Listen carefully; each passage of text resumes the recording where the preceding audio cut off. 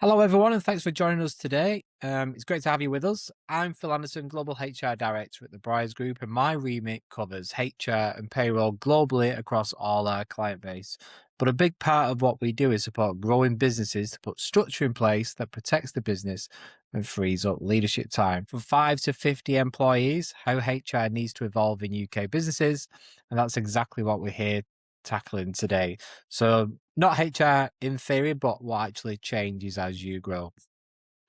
Now, the reason we focus on the journey from 5 to 50 employees is because this is where businesses move from being close knit and founder led into something a little bit more complex. Managers emerge, teams expand, what used to work informally can start to feel really inconsistent. But it's an exciting phase, but it's also one where businesses begin to encounter people challenges that never really faced before. So today's about helping you understand what shifts, why it shifts, and how to stay ahead as you grow. So, Jenny, would you like to just introduce yourself? Thanks, Phil. Hi, everyone. I'm Jenny Outhwaite. I'm a senior HR consultant at Briars. I've been in HR for around 20 years now, and during that time, I've worked with a variety of different organisations across different industries and different sizes of businesses. So, from large multinational blue chips through to SMEs, from sort of 5 employees to a few hundred employees, and have kind of supported them through that growth journey. So hopefully today we can talk to you about those phases and try and bring it to life with some practical examples of the sorts of things that we help our clients with. Amazing. Thanks, Jen. Let's just click on to the next slide and just quickly go through the agenda for today. So just the next slide. Brilliant. Amazing. So on the screen now, you'll see the agenda for today's session. So we've structured this to follow the natural sort of growth journey. So we'll begin by setting the scene and talking about how UK HR and the employment landscape evolves. From there, we'll look at why HR needs to evolve as businesses scale and what actually changes between that 5 and 50 employees mark that we touched on. And we'll walk you through the growth journey itself and the triggers that signal when your current approach perhaps has been outgrown. And then we'll spend a little bit of time pulling on a lot of Jen's experience on what to build, what order to build it in, and what risks exist if nothing changes. So we'll share a simple scaling framework that shows how HR can evolve in a way that supports your growth without slowing it down. And then finally, we'll summarize by taking away some real key takeaways, explain how Briar's support can help, and leave time for questions at the end. Next slide, Jen, if you don't mind. So the UK HR and employment landscape. So this slide really captures the environment that growing businesses are operating in right now. Employment law and employee expectations have evolved significantly over time. There's now a much stronger focus on fairness, consistency, and transparency in how people are managed. And me and Jen experience that day to day once we're speaking with clients. But at the same time, the labour market remains really competitive and super fluid. So hiring can take time. Retaining really good people requires more deliberate effort, and overall employment costs continue to increase over time as well. And that combination creates real pressure, especially for growing businesses where HR structures may still be developing in their early phases. So we're also seeing much more frequently in businesses now is bringing in HR expertise on a flexible basis rather than hiring full-time HR teams early. Um, and all of this means that HR maturity is being tested much earlier in a business cycle than it used to be before. And this is where I really want to pull on Jen's experience. So, Jen, I suppose, what does this typically look like in practice when you're working with some of the clients you do across the UK and globally? So, I think first of all, one of the key challenges is that the workforce expectations have changed now. So, typically our workforce, the workforce of today and of tomorrow, they're much more legally aware. They're much more willing to challenge decisions, raise grievances at an earlier stage potentially, and they're just less tolerant of, kind of not knowing where they stand. So there's a definite need to, really be clear about expectations. People expect that and people want that.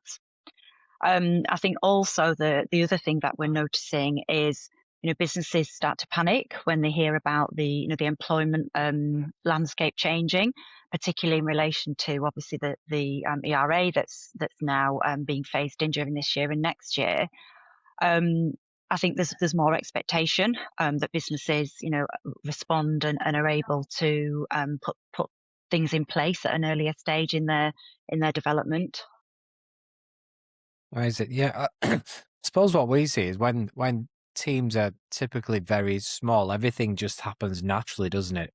So founders are close to their people, conversations happen quickly, expectations are understood and are clearer without that sort of formal structure. But if I reflect on more recent experiences with clients, as teams grow and managers start taking on a little bit more responsibility, that's where that consistency piece we're touching on becomes a little harder to maintain, doesn't it? And that's where usually we start having conversations, Jen, with businesses, where they start, I suppose, encountering situations where they need clearer processes, simple to measure decisions, being a little bit more thorough, a little bit more consistent. I think that ties itself directly into the next slide, which is why HR's got to change, really, isn't it, Jen? And move on. Absolutely, yeah. So, just to touch on some of the points on this slide, early stage HR does work because the founders know everybody, and they're close to every decision. Judgment's personal and tense visible. So issues can be resolved quite quickly. And informality is the norm, and that's fine. As the business grows and, you're moving from that founder being able to make all the decisions, there needs to be that cascade of responsibility, which comes with it a need for training, a need for standardization. Um, I think if all the decisions go through that founder, then there is going to be a bottleneck, which is going to slow down the decision-making process and of course, the growth. So the growth removes the visibility before it moves responsibility. So as teams expand, decisions are made by more people, but the overall accountability stays with the business as a whole.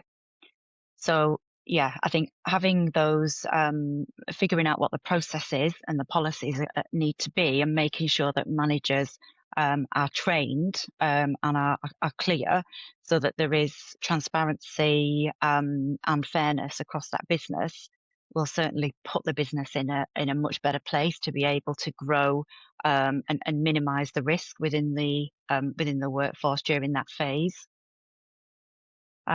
Phill, from a leadership perspective, obviously that's really crucial, isn't it, that they get this right? Yeah, and this is probably one of those points where founders realize that the business has perhaps evolved beyond its original operating model, isn't it? So what used to work, I suppose, based on proximity and personal judgment, now needs a bit more level of structure and support, doesn't it? Simply because decisions are happening across a wider group of people as they scale. I suppose that structure isn't necessarily about creating bureaucracy, which is typically the challenge I have when I speak to senior leaders in businesses. It's about creating that real clear clarity for people, isn't it? And managers as well, so that you can confidently operate consistently. And I think that's one of the big challenges that we help leadership teams try and navigate. And that sort of leads us nicely into the next slide, Jen, which is all around the sort of the growth journey. And this slide shows how that typical growth journey unfolds, doesn't it? So in the early stage, everything feels close and connected. Founders are really heavily involved in culture, and we've both had experience of this, haven't we, Jen? And culture develops naturally over time. Decisions happen really quick. But as businesses grow, managers emerge and founders can sort of they can't really present themselves in every conversation. So employees begin to sort of experience things a little bit different. And by the time teams reach sort of 50 employees, structure becomes super essential, doesn't it? Because that consistency piece can no longer sort of be relied upon on just proximity alone. So I suppose this is where you start working with businesses, isn't it, Jen? That's certainly the early growth journey piece. And I suppose it'd be nice to sort of hear from from you as to some of the experiences and conversations that you have with businesses? Yeah, absolutely. So typically, we have a number of clients where they might have around sort of 20 or so employees initially, and that they're looking to double that within the next kind of 12 months. So the sorts of things that we partner with them on and we talk to them about is looking at where they want to get to and making sure that they've got a structure that works for that, rather than just recruiting, but not sort of planning kind of how that management is going to be structured, what their accountabilities are going to be. So dealing with that up front, making sure that you've got a plan in place before you just go out into the market. I think that's really crucial. Um, Things like looking at what manager training and what manager upskilling needs to be in place. As we mentioned earlier, the founder can't always be the decision maker. Decisions need to be made quickly in the moment. So the managers need to be skilled and aware of the direction of the business and the strategy and the culture in order to make the right decisions first time.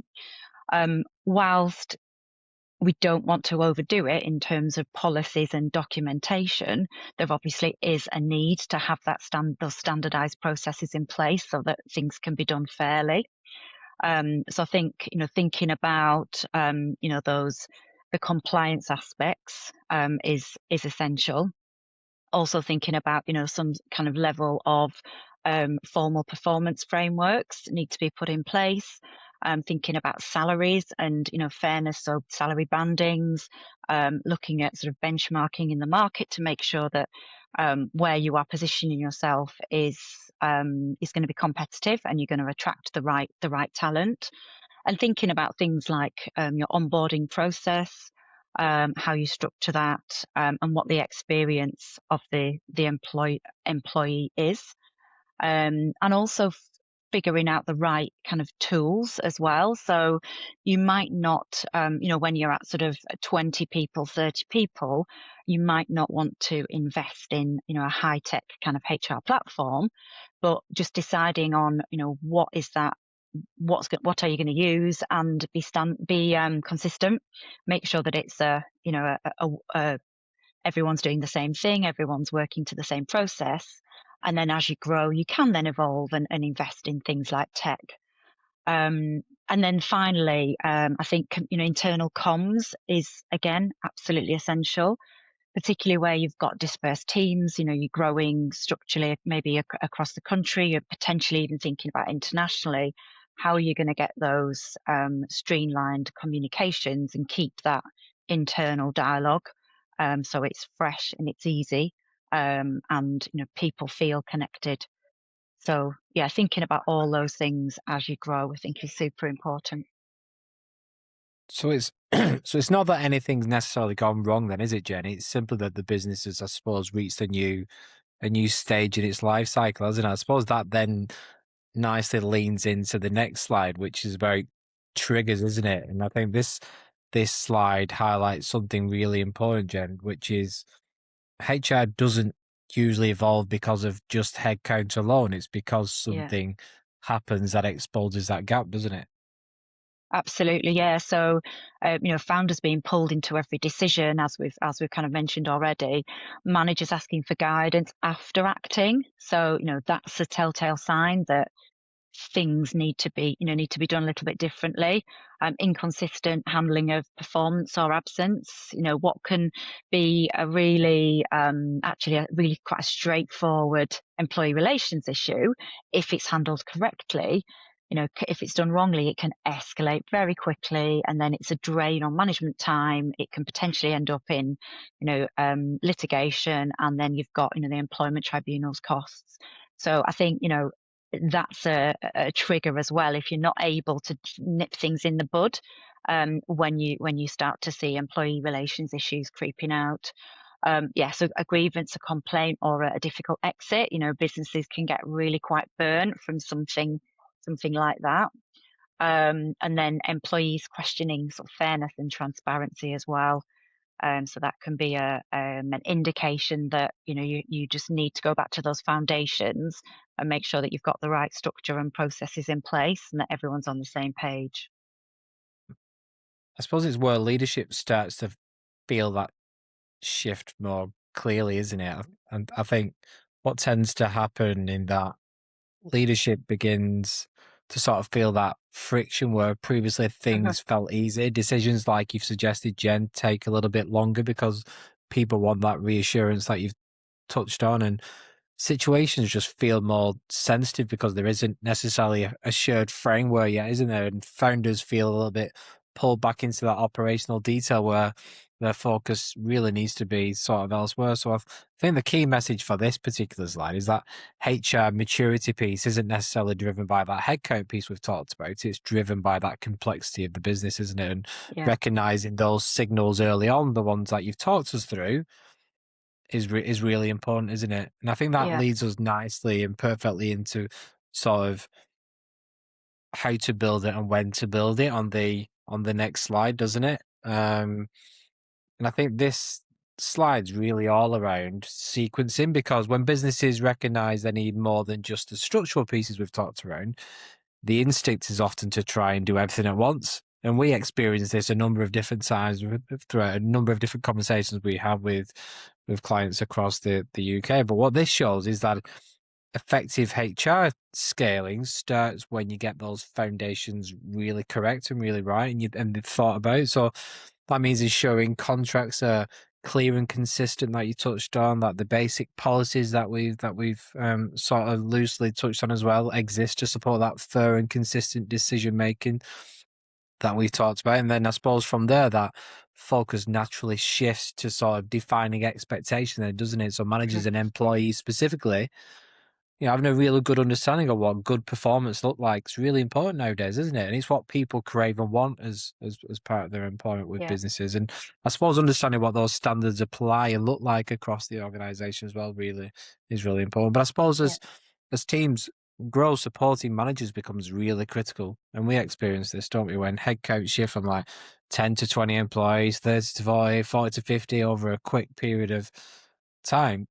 People get responsible for big groupings of people in a very quick space of time with little or very little experience and encouragement. So that's yeah. something that we need to sort of factor in. And I suppose the last point I'd probably make on this slide is having sort of access to HR expert advice does provide that real reassurance that you need so leadership and managers can make confident decisions when new situations arrive. So Jen, maybe just walk us through what that sort of looks like in practice based on your experience and your role at Bryce when you're advising and speaking with clients. Yeah, so I mean, one point I wanted to make was around the sort of manager inconsistency. I think uh, uh, the point at which each team kind of starts to develop its sort of own microculture is it can become then inconsistency creeps in, and sort of comparison starts. So, some of the things that we often see is when you might have one sort of micro team working flexibly, another one might be quite rigid and there's no clear sort of rationale behind the differences. Probation outcomes might be different for one person with a similar performance to another. And one manager might document everything and another one doesn't. So I think those are the kind of things to look out for, and comes back to that sort of cultural drift. Um, when that kind of thing creeps in, that's when you're going to then start to see higher attrition, people being more disengaged, and then you're in more of a downward spiral, really.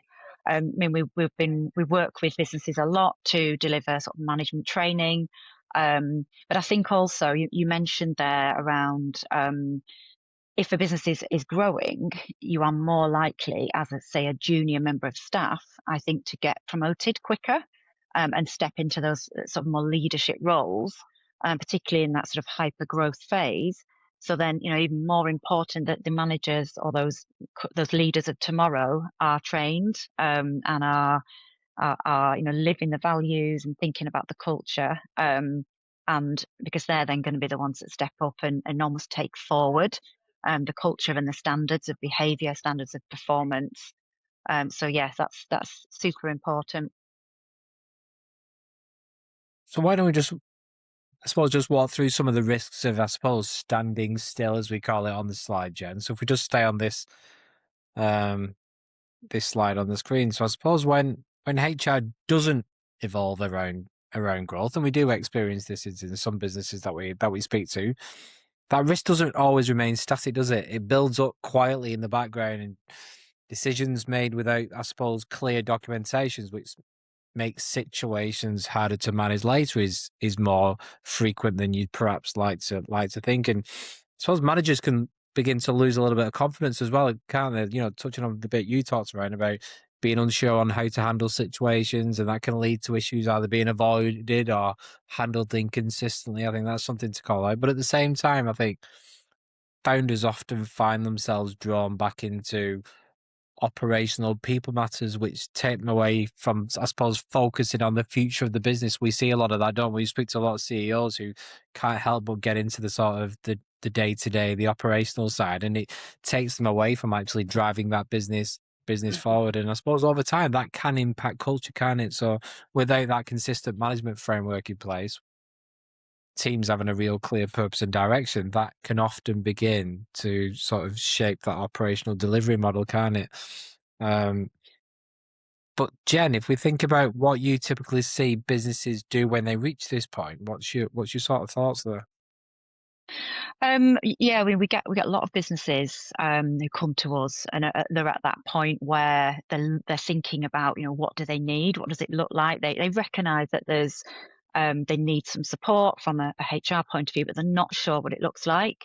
And we talk to them about whether they want some fractional HR support, whether they want somebody at the end of the phone, as and when issues occur. But obviously, that's slightly more of a reactive approach. I mean, the fundamentally most important things are that we look at, making sure the foundations are in place, but then also that we can be there as and when they have particular projects, to kind of support them through those periods of either rapid growth or, for example, if they're wanting to kind of evolve their structure, or they've got a big recruitment drive on. So we'll be there on hand to support them through that. Amazing. So I suppose that brings us nicely into how businesses can prepare, I suppose, ahead of time, doesn't it, on the next slide, Jen? So if we just think about preparing for that next growth phase, this slide focuses on being proactive rather than reactive. And we're a big advocate of this, aren't we, Jen, in terms of let's get on the front foot opposed to waiting for stuff to happen. So what you can see here is that when preparation starts early by, for example, reviewing the basics, making sure that existing contracts, policies are fit for purpose, making sure that manager capability is in place, because obviously managers play such an important role, don't they, in terms of shaping that employee experience. Um, Identifying potential risk areas earlier will obviously allow you to sort of address those areas a little bit more calmly, a bit more proactively, opposed to that under pressure environment. And I suppose, importantly speaking, deciding what needs structuring and what can remain informal is really important, and that helps businesses, or a lot of the businesses that we talk to, maintain that flexibility, doesn't it? Agile while still being a little bit protecting themselves. And I suppose finally, just putting that trusted HR support in place really ensures that when HR issues and situations do arise, as a business, you can handle them confidently. And I think that's a real big takeaway point for this slide. But I suppose, Jen, what does preparation sort of look like in practice for you when you're speaking to clients up and down the country? Yes, I think a number of things. Often, as the business is growing, when we're looking at things like contracts and policies, we want to make sure that the business is protected. So, ensuring we've got the right IP and confidentiality kind of clauses, in particular when we're bringing in more senior hires. And to support that growing nature of the business, they're likely to be entrepreneurial in nature, so there'll be a lot of what they're delivering will be absolutely fundamental to the future success of that business. So we obviously want to make sure that that's fully protected and sort of accounted for up front. I think another thing is around considering we don't want to be overly reliant on particular individuals. So, I think often we have a founder or one senior person who does everything. They approve holidays, they signs every contract, they manage all the grievances, they get involved in every decision. Firstly, as we said earlier, it's that bottleneck situation again, but also we want to avoid having a single point of failure as well. So, when that person disappears, who else knows how to do that work? So I think it's a lot of kind of workforce planning, and looking at, making sure that you are, again, it's about Yeah. that protecting the business for the next phase of its growth. Yeah, so I suppose the aim isn't to overcomplicate things, is it, Jen? It's to create enough structure that growth feels manageable and predictable, I suppose you would say. And I think this connects directly into the frame that we typically use with clients as well on the next slide, Jen, if you don't mind. So this framework, I suppose, really pulls everything together. It starts with making sure those fundamentals we've talked around are in place. So the contracts, your policies, your documentation, that real strong foundation. I suppose that's bucket number one. And then from there, it's about creating clarity for managers, isn't it? Understanding how to make decisions confidently and consistently. So that's the big thing that Jen was hammering on the earlier slides, that getting your managers to a credible managed state is a really important one. But also supporting managers early on ensures that they can handle situations effectively as and when they arise. But it also protects not just them, the business, but the employees as well, if you get them trained to such an extent. And I suppose that leads nicely into the defining expectations clearly helps maintain that culture as the organization grows as well. So understanding what good looks like and making sure you're really transparent and showing that sort of information with your staff's really key. And having access to that HR expertise, I don't want to underplay this point. It's something that I've said a couple of times now. Having access to those people really does allow you to scale without needing to build a large internal HR team too early. And I think that's a real big takeaway element of this sort of scaling framework. But Jen, or how do businesses typically implement this? The ones that you've worked on more recently? Yeah, so I think, initially looking at sort of the next 12-month growth, thinking about, the headcount, locations, new managers, so that planning. Typically, businesses can't plan too far ahead, when they're in this kind of hyper growth stage. And then probably thinking about what the sort of five or so kind of non-negotiables need to be in terms of, HR processes, and working out, right, the timescales, etc., and who drives them, what the delivery needs to look like, and really trying to get that right. Alongside that, there's obviously the compliance stuff, which sounds boring, but really there is that is kind of life saving for the business. So your basics like your right to work processes, making sure that you've got the right sort of storage solution location. We often do a light touch sort of audit with our businesses to check that to understand where the risks sit. Um, Thinking about just things like holiday and absence tracking to make sure that we've got one system that everyone's working to, and make it consistent and fair. And then obviously just going through making sure that you have got those minimum requirements in terms of policies. So your health and safety, your sickness absence, or your protection in terms of anti-bullying and sexual harassment, discrimination, etc. So those are the really the fundamentals. Yeah, I think you touched on a really important point there, Jen. So the sort of light touch HR audit piece that you sort of loosely referenced there. Do you want to go into a little bit more detail as to what that is? Because that really underpins a lot of the things that we've been talking about today, doesn't it? Yeah, absolutely. So we would work with a business to assess where that business is up to in terms of all those kind of core fundamentals, right from when you go out to recruit a new individual through to the culture, the documentation, um, manager training, everything really in terms of the kind of the employee life cycle. And we would assess what's in place, what's kind of loosely in place, but maybe not necessarily formalized or not necessarily documented. And we would then, once we've got that information from the business, we would then risk assess and produce essentially a report or a set of recommendations back to the business in terms of this is where you need to focus on. And this is where we can help you to get you to a stage where you're compliant, but also to think about how you get the business into a position where it can grow safely, effectively, and you're not having to, hold it back because you haven't got things Yeah. in place.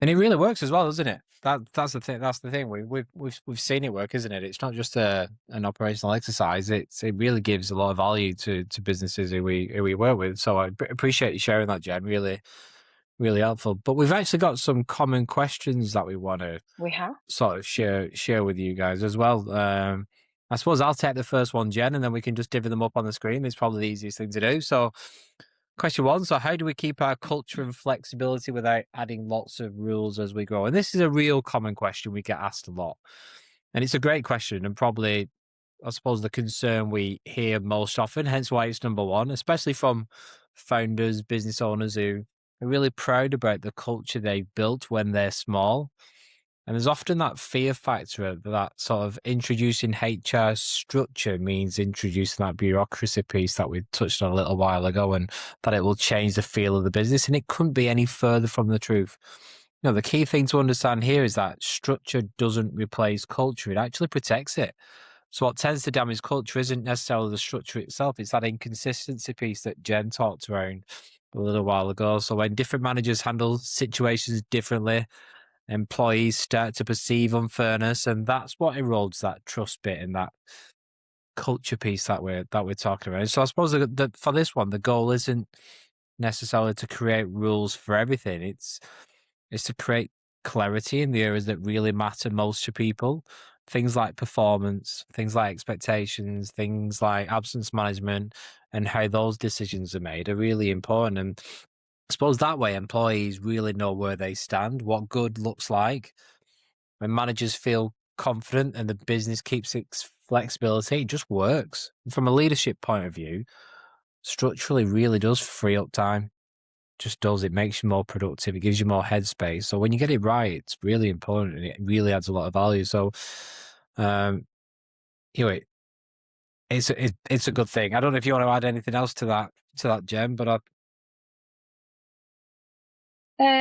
I think in terms of, I think the only thing I would add is rather than having, a long list of policies and things in place, just concentrate on, the key few sort of cultural or like values that you want to underpin your business, and just reiterate them in any, your onboarding processes, in any materials, internal and externally, so that you've got some key fundamental kind of touch points, I suppose. yeah, no, great point on that. And that sort of nicely leads us to that question too, which is how do we justify HR spend, Jen, when budgets are tight? Yeah, and we get this a lot, don't we? Particularly when businesses are still fairly small. And I think, my sort of answer to that really would be around thinking about the cost of getting it wrong. It has to be caveated against that. So, employment risk is often underestimated.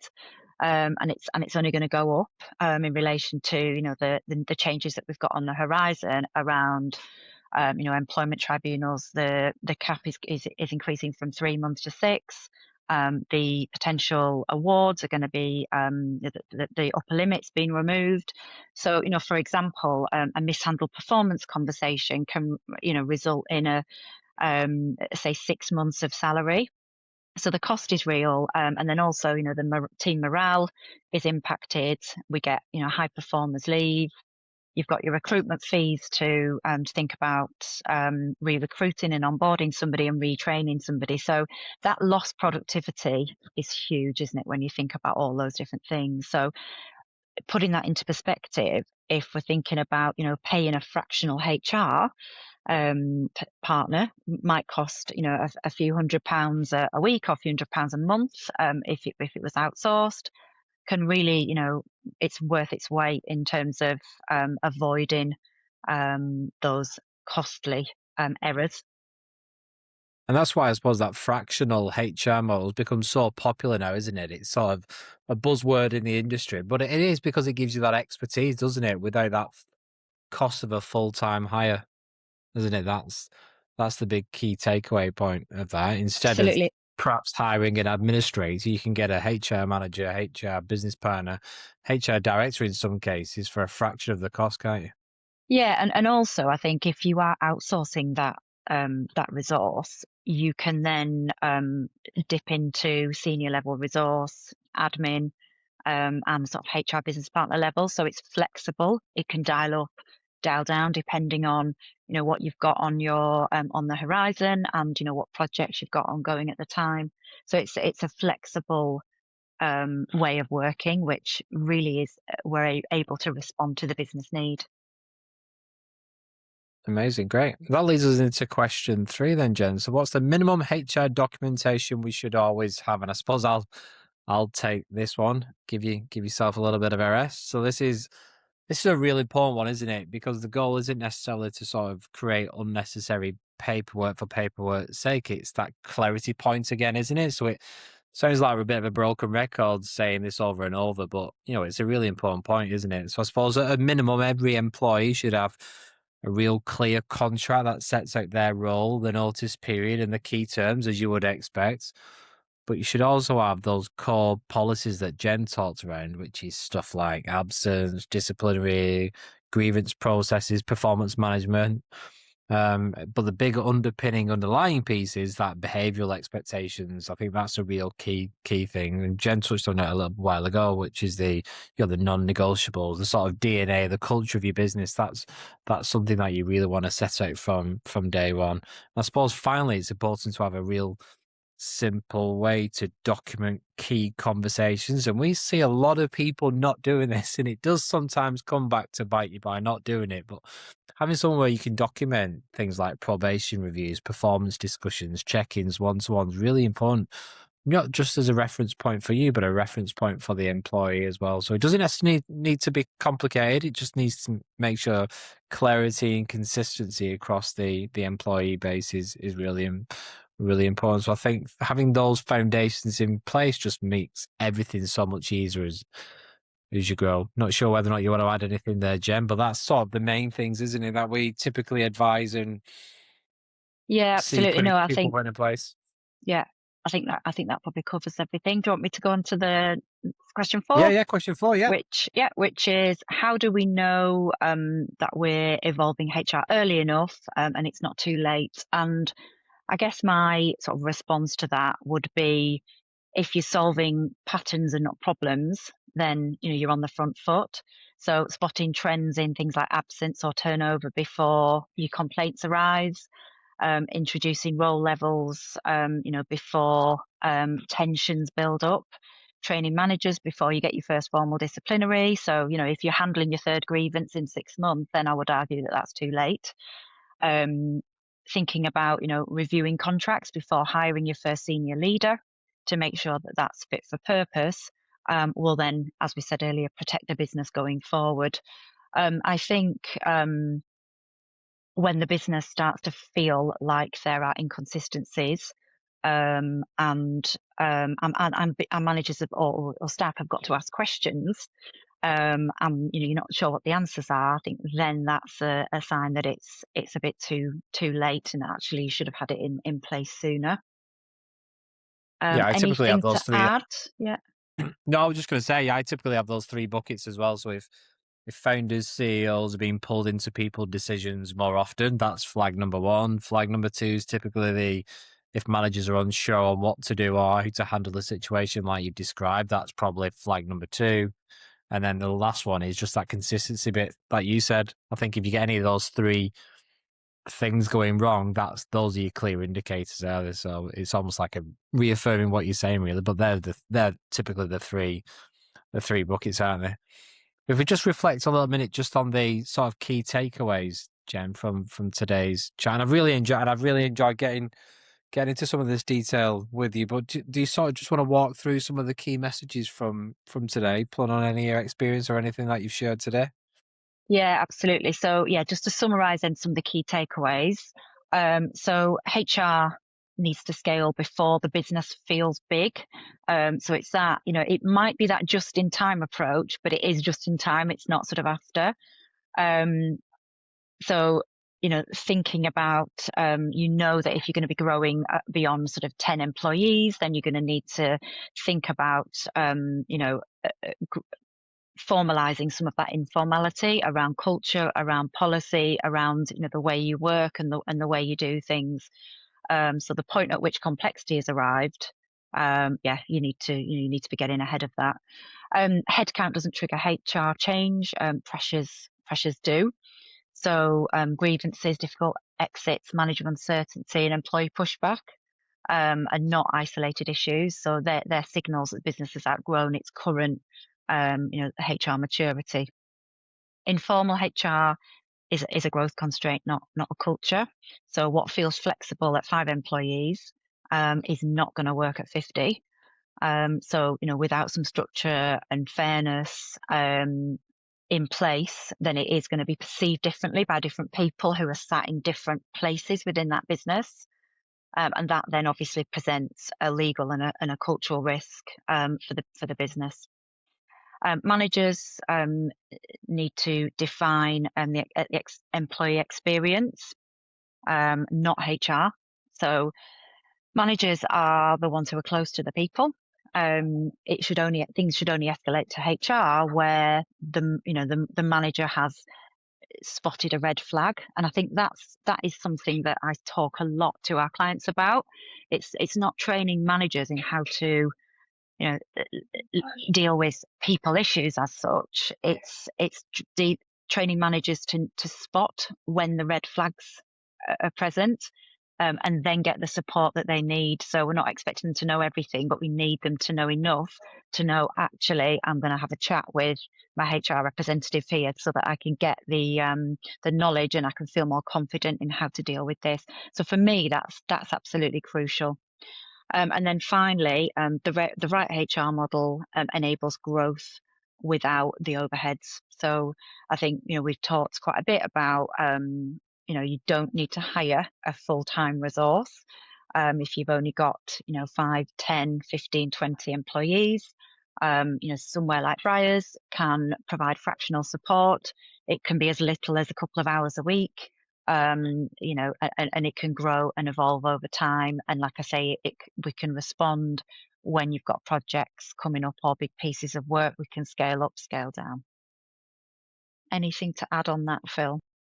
No, I suppose it's like Jerry Springer's final message into it. So I suppose it just really sits with leadership, doesn't it? I think that's a big key takeaway point. Ultimately that structure protects growth. I think that's one of the key messages we've tried to hammer home today. And it really does allow your leadership teams to sort of focus on the future without dealing with all the reactive stuff that we typically experience. So, I think key takeaways, people being managed consistently and fairly, making sure that we're doing that as a real big thing, and really invested in your leadership and your management team and structure is really important too, isn't it? Okay. Jen, shall we? Let's just walk on through how Briars can help. So the big sell of the day. Jen's already touched on a little bit of this, but we do work really closely with a number of different organisations across the country and globally, all around providing that practical HR support that sort of fits their needs. And Jen's touched on some of the things that we support clients with. So whether it's reviewing contracts, supporting managers, or providing that ongoing advice, we're definitely here to help. But Jen works directly with clients across a number of different industries in the UK, and maybe Jenny, let's just bring that alive a little bit, just for people who've tuned in today. Just sort of walking through the sorts of things that you do support some of the clients on. Yep. So as I mentioned at the very start, we have different size clients. We're industry agnostic. So yeah, we work across a range of different clients. And we cover everything from those basic, fundamental compliance issues. So, putting in place policies, contracts of employment, um, onboarding, right to work checks, everything to make sure that you are sort of legal and compliant, through to things like salary benchmarking, helping people put in place performance management frameworks, and training managers in how to use those. And then, we also deal with things like reorganizations and restructures, 2P projects as well. Um, so it's a full range of, the whole range of the employee life cycle. We can support on that kind of end to end.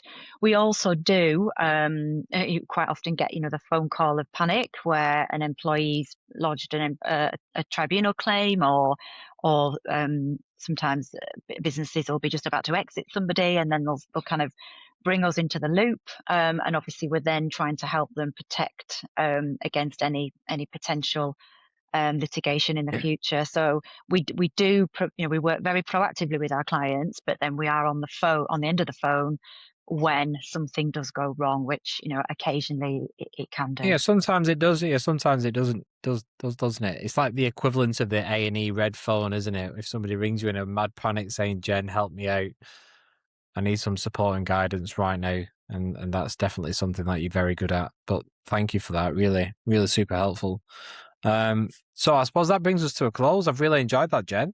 Um, Shared a lot of really insightful information. I think that's us wrapped up for the session. But thank you all very much for joining us today. We hope this has given you a little bit of useful insight and clarity on some of the things that are really important. If you'd like to continue the conversation, Jen and I have been more than happy to speak with you. Just reach out using any of the details on the screen now, and we'll stay around for any further questions in the chat. But thanks. Anything else from you, Jen? Just to say that we have a new UK website. If anyone wants to have a further look at some of the work that we do, there's some case studies, examples on there, as well as plenty of sort of helpful guides around, growing, and if you're looking to expand internationally as well. So yeah, loads of helpful information on there if you want to have a look, or drop one of us a message. Thank you. Thank you all. Thank you. Take care.